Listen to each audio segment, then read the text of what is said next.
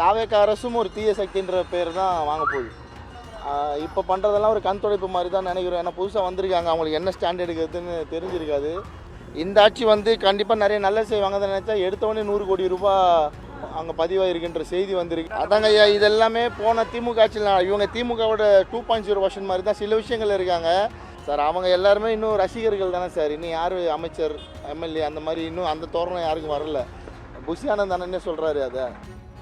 ஐயா, தாவேக ஆட்சிக்கு வந்ததுக்கப்புறம் சினிமா துறை நல்லா இருக்குது. படங்கள் எந்த பிரச்சனையும் இல்லாமல் சுதந்திரமாக வெளியே வருது.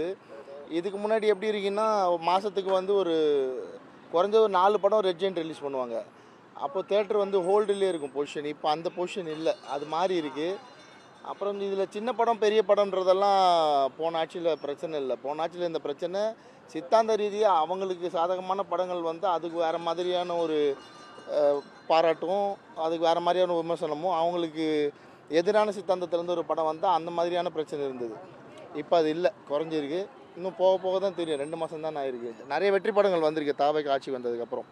திருப்பரங்குன்ற விவகாரத்தில் தமிழக முதல்வர் விஜயனுடைய நடவடிக்கை எப்படி இருக்கு? ஐயா, கார்த்திகை தீபம் அன்னைக்கு இந்த வாட்டி கோர்ட்டு தீர்ப்பின் அடிப்படையில் தீபம் ஏற்றலைன்னா தாவேக அரசும் ஒரு தீய சக்தின்ற பேர் தான் வாங்க போகுது.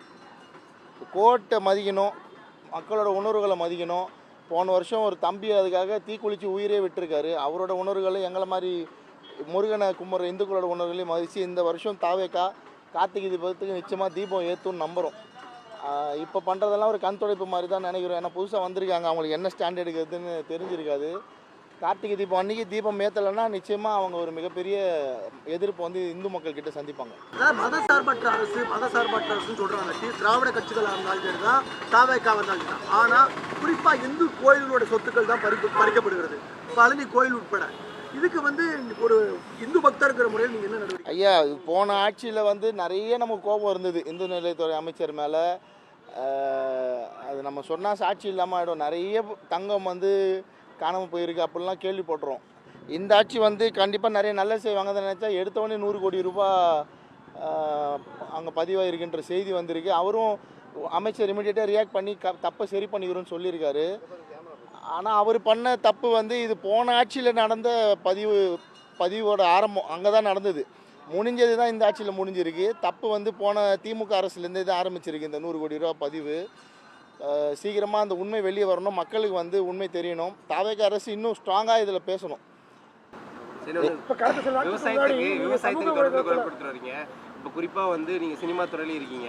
இப்போ காவிரியில் தண்ணி இல்லை, இன்னொன்று விவசாயிகள் ரொம்ப சிரமப்படுறாங்க. குருவி சம்பா விவசாயம் பாதிக்கப்பட்டிருக்கு.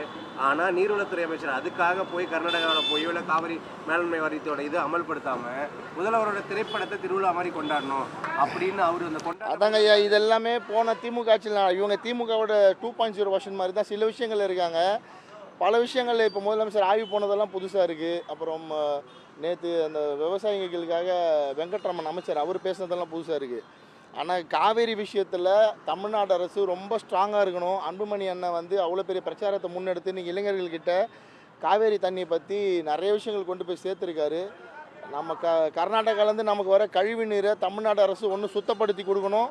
அப்படி இல்லைன்னா கர்நாடக அரசுலேருந்து கழிவு நீர் தமிழ்நாட்டுக்கு வராமல் ரொம்ப கடுமையாக நம்ம வந்து அதை எதிர்த்து நம்ம கரண்ட்டு கொடுக்க மாட்டோம். அந்த மாதிரிலாம் சில கொள்கை முடிவுகளை எடுக்கணும். இல்லைனா கண்டிப்பாக டெல்டா மாவட்டத்தில் பல விவசாய நிலங்கள் வந்து மலடு நிலங்கள்லாம் மாறதுக்கான வாய்ப்பு இருக்குது. நீர்வளத்துறை அமைச்சர் அதற்காக நடவடிக்கை எடுக்காமல் பிறந்தநாள் கொண்டாட்டத்தையும் அந்த திரைப்பட கொண்டாட்டத்தையும் தானே அவர் பெருசாக பார்க்குறாரு சார். அவங்க எல்லாருமே இன்னும் ரசிகர்கள் தானே சார். இன்னும் யார் அமைச்சர் எம்எல்ஏ அந்த மாதிரி இன்னும் அந்த தோரணம் யாருக்கும் வரல. அதனால் இது கடைசி படம்ன்றதால அது கொண்டாட தான் செய்வாங்க. அதில் உடன்பாடு இல்லை தான். உங்கள் கருத்து நியாயமானது தான். சீக்கிரம் அதை சரி பண்ணி வெளியே வருவாங்கன்னு நினைப்போம். கண்டிப்பாக அவங்க கொண்டாட தான் செய்வாங்க. நான் சொன்னாலும் அவங்க கொண்டாடாமல் இருக்க போகிறதில்ல. புஷியானந்த் தானே சொல்கிறாரு, அதை தப்பு தான் அது.